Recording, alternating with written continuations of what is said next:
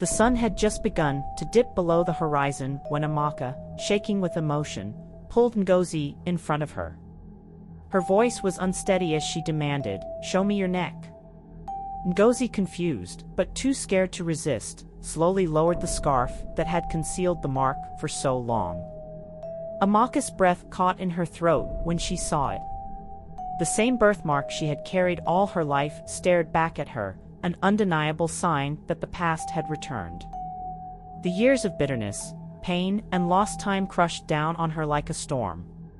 Her mind echoed with the mad woman's words, "The child you lost is with you now. You hurt her once, will you hurt her again?"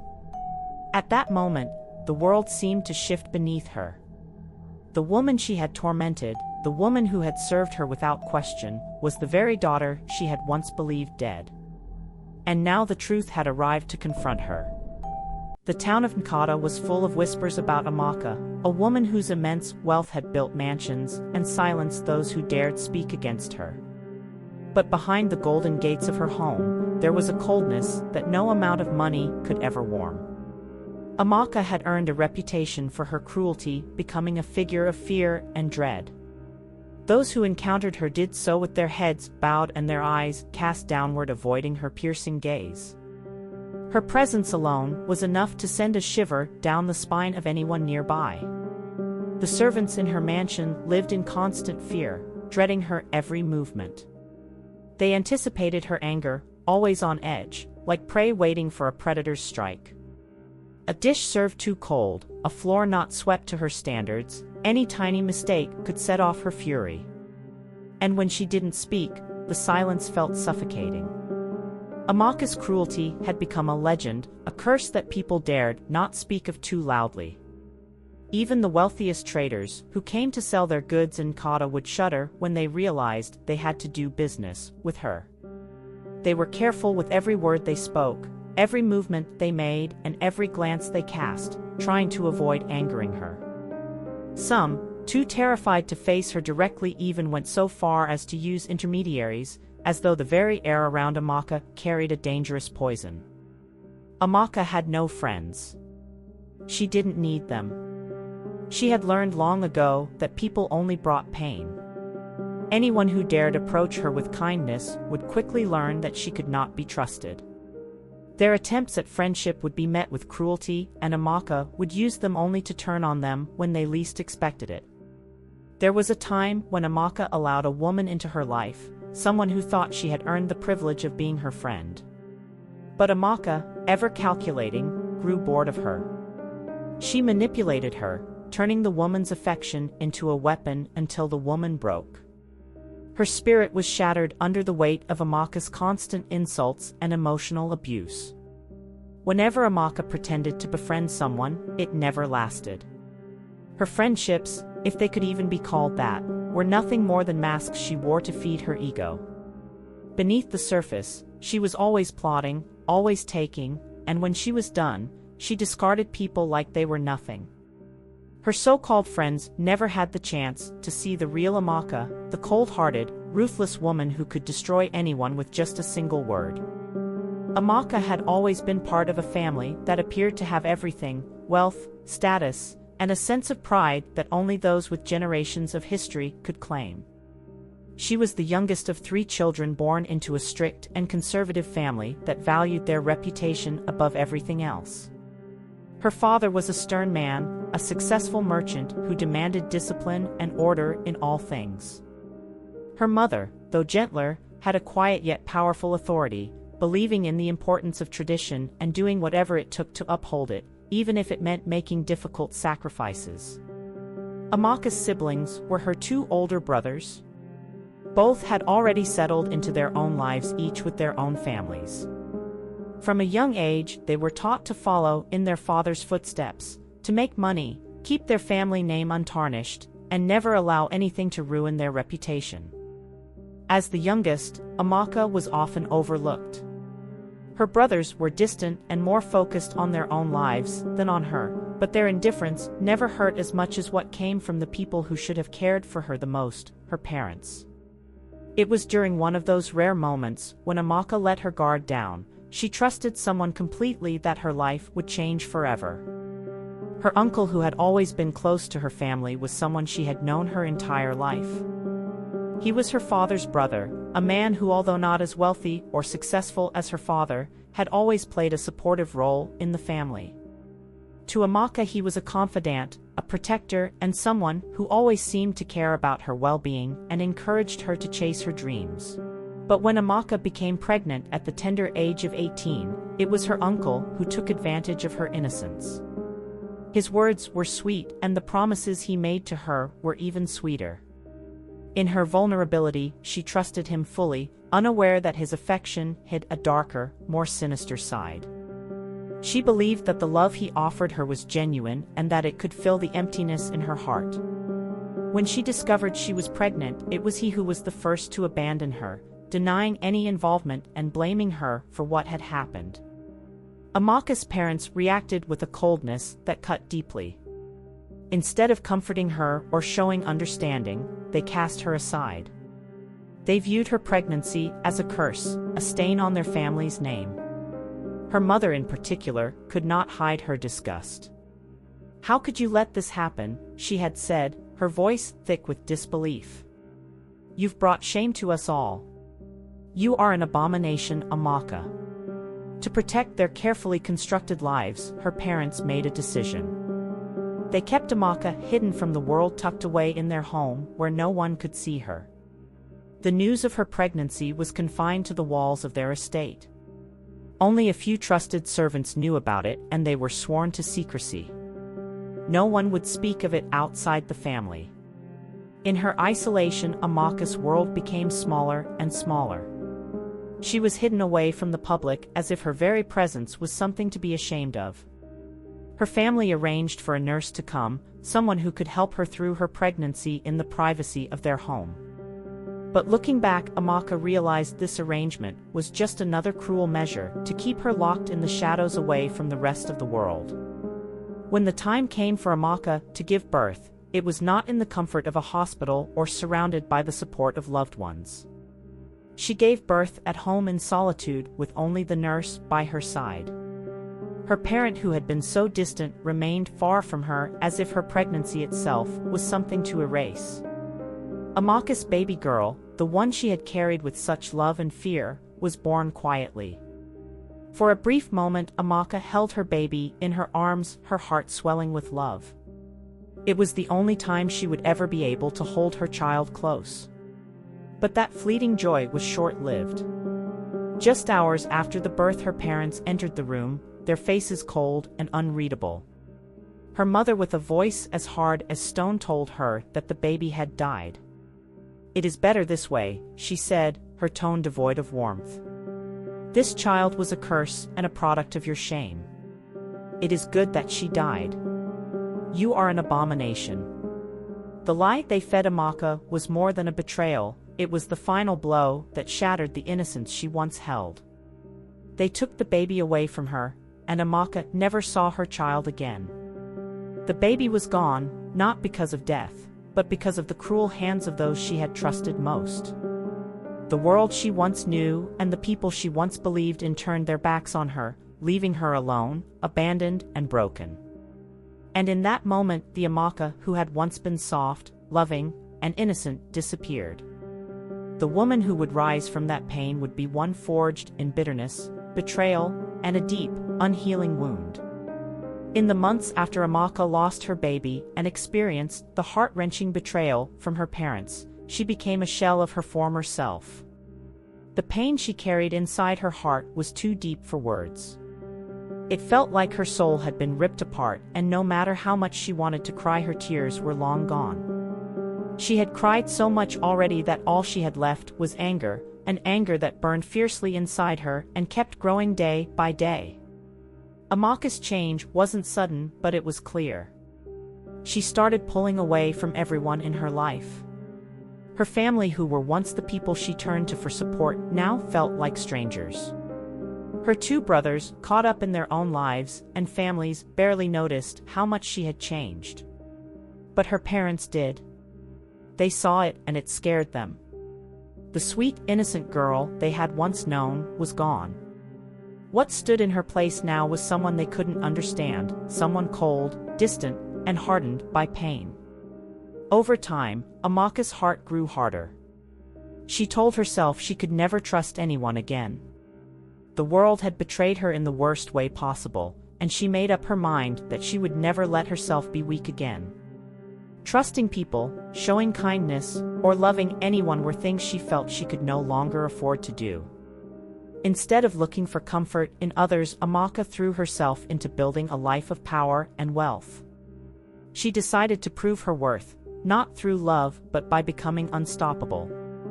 She worked day and night buying land, businesses, and anything else that could give her control and influence. Every deal she made and every property she acquired added to her reputation, though it wasn't a good one. People in the town soon learned to fear Amaka. Stories spread about how she would ruin anyone who dared to cross her. Her name became a warning whispered in fear by those who had seen her ruthlessness firsthand. Amaka didn't just want to succeed, she wanted to dominate. She wasn't kind and she didn't forgive. She didn't care about helping anyone. She built her wealth so she could have the power to crush anyone who stood in her way. But even with all her success, there was still a hollow space inside her that no amount of money or power could fill. Her house was large and filled with expensive things, but it felt empty and cold. She had no one to share her life with. Her parents had become distant, her brothers didn't bother with her, and her servants were too scared of her to treat her as anything other than their employer. In her quiet moments, when no one was around, Amaka sometimes allowed herself to think about the baby she had lost. She would remember the tiny fragile bundle she had held for just a brief moment and feel a sharp pain in her chest. But those thoughts never lasted long. She didn't want to open the door to that kind of pain, it was too much to bear. Instead, she buried those memories deep inside her heart, locking them away where they couldn't hurt her. "I'll never let myself be weak again," she would say to herself in the stillness of her office. Never again. Amaka's cruelty grew over the years. If anyone dared to challenge her, she crushed them without hesitation.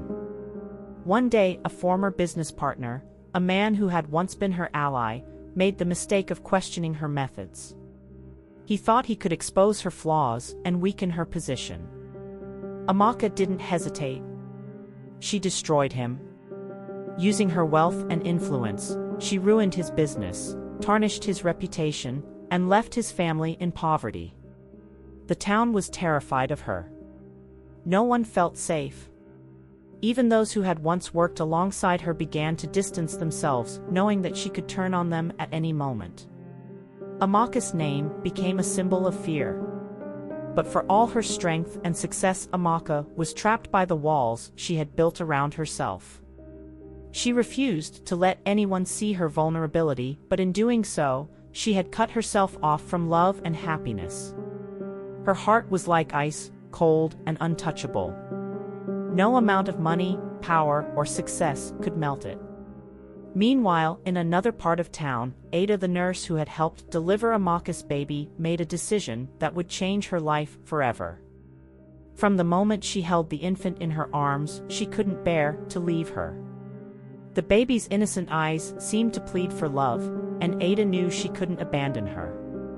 She named the baby Ngozi, meaning blessing, and vowed to give her a life full of love and care. Mama Nkata hid the child from Amaka's parents, lying when they asked her if she had done as they instructed. "Yes, I took care of it," she told them, keeping the truth hidden in her heart. At home, Ada raised Ngozi as her own. Her small house was humble, and her work as a midwife barely brought in enough money, but she gave everything she had to make sure Ngozi was cared for. She often went without meals so the child could eat, and sang her sweet lullabies every night, filling their little home with warmth and love. For 2 precious years, Ada and Ngozi were happy together. Despite their struggles, they had each other. "You are meant for greatness," Ada would whisper to the child. "Never forget that." Sadly, their joy didn't last. When Ngozi was 2, Ada's health began to fail. Years of hard work and little rest had taken their toll. Her once strong body grew weak and her voice lost the warmth it once had. Even as her strength faded, Ada continued to care for Ngozi with everything she had. One cold morning, Ada passed away quietly in her sleep. Ngozi, who was too young to understand, sat by her side tugging at her hand and calling her name. When the neighbors found them, they saw the little girl curled up next to Ada, clutching her scarf with tiny hands. Ngozi was taken in by Ada's sister Ifeoma, a woman with a cold heart and little patience. Ifeoma had 5 children of her own and barely enough to care for them. To her, Ngozi was nothing more than an extra burden. From the moment Ngozi arrived, she was treated like an outsider. Ifeoma and her children made her life miserable. Ngozi was given endless chores, and if anything went wrong, she was blamed. Ifeoma's punishments were harsh and her words cruel. "You're not even part of this family," Ifeoma would say. "You should be thankful I didn't leave you on the street." Ngozi's childhood was filled with pain and hardship. She scrubbed floors until her hands were raw, fetched water from far away, and worked in the fields under the burning sun. At night, she slept on the cold kitchen floor with only a thin blanket. During one rainy season, Ngozi fell ill with a fever. She became too weak to work, but Ifeoma showed no compassion. Instead, she yelled at the sick child and threw her out of the house to sleep in the rain. Ngozi sat outside, trembling from the cold and coughing, whispering the lullabies Mama Nkechi had once sung to her. They were her only source of comfort in a world that seemed determined to break her. Despite all the suffering, Ngozi survived. She learned to endure the harshness of her life with quiet strength. When tears fell from her eyes, she wiped them away quickly before anyone could see. When her stomach growled from hunger, she distracted herself by thinking about the stars above. At the market where Ifeoma often sent her to sell fruits, Ngozi watched the lives of others. She saw mothers holding their children, laughing and smiling, and she wondered if her own mother had ever looked at her that way. Even in her darkest moments, Ngozi never stopped dreaming. Deep inside, she held on to the belief that her life had a purpose, that she was meant for something more than this suffering. Life in Ifeoma's household had always been harsh for Ngozi, but one particular event shattered any sense of belonging she might have felt. It was the harvest season, a time when the whole village came together to gather crops and celebrate the fruits of their labor. But for Ngozi, it was just another day of hard work and humiliation. Ifeoma tasked her with carrying heavy baskets of cassava to the storage barn. Ngozi's frail arms trembled under the weight, and her body was drenched in sweat as she trudged back and forth. On one trip, the basket slipped from her grasp, spilling the cassava onto the dirt road. As soon as Ifeoma saw the scattered cassava, her face twisted with rage. "Useless girl," she screamed, raising her hand. "Do you know how much work this took? Do you think food grows on trees for you to waste like this?" Before Ngozi could explain or pick up the cassava, Ifeoma slapped her hard, sending her to the ground. The other children laughed as Ifeoma yelled at her, their mocking voices piercing Ngozi's already fragile heart. That night, Ifeoma's anger didn't cool down. She accused Ngozi of being cursed, saying her presence brought nothing but bad luck to the house. "You should never have been here," Ifeoma spat. "You're not family. You're nothing." In a fit of rage, Ifeoma threw Ngozi's few belongings, a worn-out dress and a small scarf that Ada had left her, into the dirt yard. "Get out of my house. You're old enough to fend for yourself. Don't come back." Ngozi stood, frozen, tears streaming down her face as she clutched the scarf. The other children watched from the doorway, their faces a mix of pity and smug satisfaction.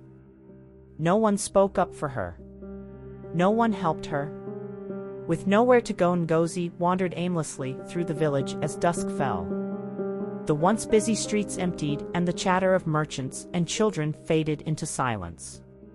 A chill crept into the air, and Ngozi hugged her thin dress tightly around her frail body, feeling the cold gnawing at her skin. Each gust of wind was like an icy slap against her cheeks. As night descended, the village became unfamiliar and hostile. Shadows stretched long and ominous, and the familiar paths seemed foreign. Ngozi found a corner near the market square where a pile of empty wooden crates offered some shelter. She huddled behind them, drawing her knees to her chest, clutching Ada's scarf like a lifeline. The scarf still held the faint scent of lavender, a memory of comfort and love from what felt like a lifetime ago. Ngozi pressed it to her face, tears streaming silently as the sharp ache of loneliness consumed her. Her stomach growled fiercely, but the hunger was nothing compared to the crushing weight in her chest. Above her, the stars blinked indifferently, their beauty lost on a girl who felt utterly abandoned.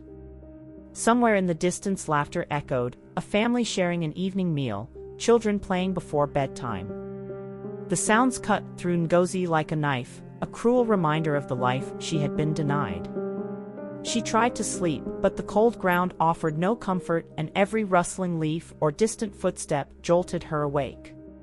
Her thoughts raced with questions that had no answers. Why did Ifeoma hate her so much? What had she done to deserve this? Would she survive the night? When dawn finally broke, Ngozi's body ached from the hard ground. Her feet were numb and her hands trembled as she pushed herself upright. The marketplace was beginning to stir, with merchants setting up their stalls and villagers going about their routines. Desperate for food, Ngozi searched for scraps left behind by the vendors. She spotted a piece of bread on the ground and lunged for it, ignoring the disdainful stares of passers-by. "Look at her," a woman muttered to her companion. "Poor thing. She must be cursed." Ngozi heard the words, but said nothing. She tore off a piece of the stale bread and ate it slowly, savoring every bite despite the dryness. Days turned into weeks, and Ngozi's life on the streets became a grim routine. Hunger gnawed at her insides, but her will to survive burned brighter than her suffering. Despite the cruel whispers and judgmental stares, there was something about Ngozi, a quiet determination and natural warmth that refused to be extinguished. One day, while she scavenged for scraps near the market, an elderly woman approached her. The woman, Mama Ife, owned a small stall selling yams and plantains. She had been watching Ngozi for days, intrigued by the young girl's resilience. "You there?" the woman called, her voice stern but not unkind. "What's your name?" Ngozi hesitated, clutching her scarf tightly. "Ngozi," she replied softly, her voice barely above a whisper. Mama Ife studied her for a moment, her gaze sharp yet compassionate. "You're not like the others. There's strength in you, child. Come, I have work for you." Grateful yet wary, Ngozi followed the woman to her modest home. Mama Ife gave her a bowl of food and water, watching as the girl ate with quiet dignity despite her obvious hunger. Ngozi's time with Mama Ife was brief, but it revealed much about her character. She was diligent, quick to learn, and had a rare ability to anticipate needs before they were spoken. Her humility and gratitude made her endearing even to those hardened by life. It was these traits that led her to her next role. Mama Ife's sister-in-law, Madame Ebel, needed help in her household. Upon hearing about Ngozi, she reluctantly agreed to take the girl in as a maid. At Madame Ebel's home, Ngozi's resilience and resourcefulness truly shone. She worked tirelessly, cleaning, cooking, and tending to the younger children. Despite the harsh conditions and occasional scoldings, she approached every task with care and precision. Her ability to remain composed under pressure earned her quiet respect even from those who looked down on her. Unbeknownst to Ngozi, some of her traits mirrored those of her mother, Amaka. Like Amaka, Ngozi possessed keen intuition and unwavering resolve.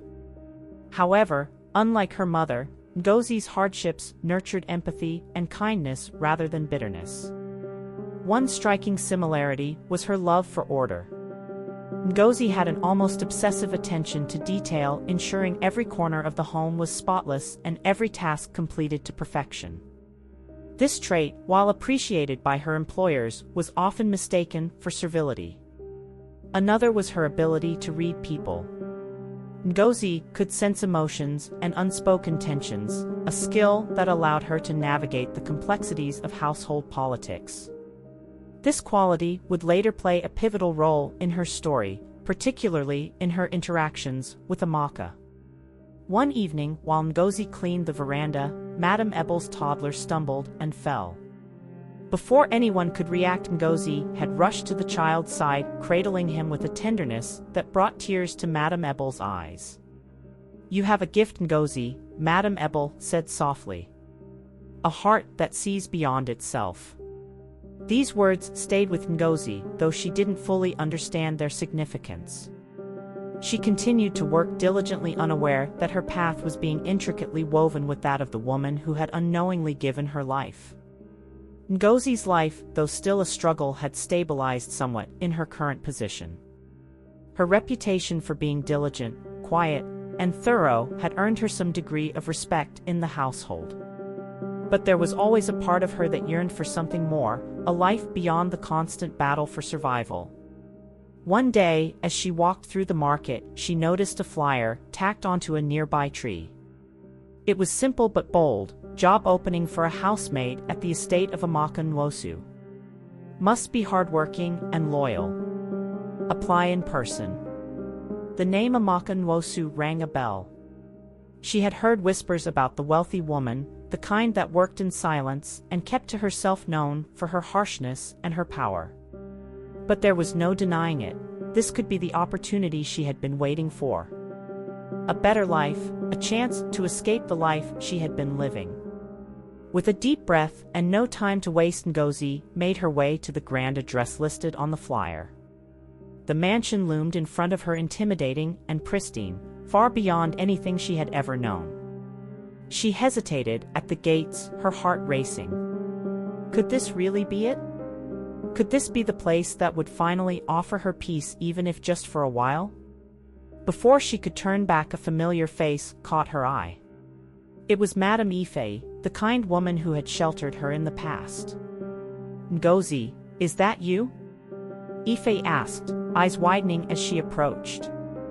"Yes, Auntie Ife," Ngozi replied, her voice a bit shaky.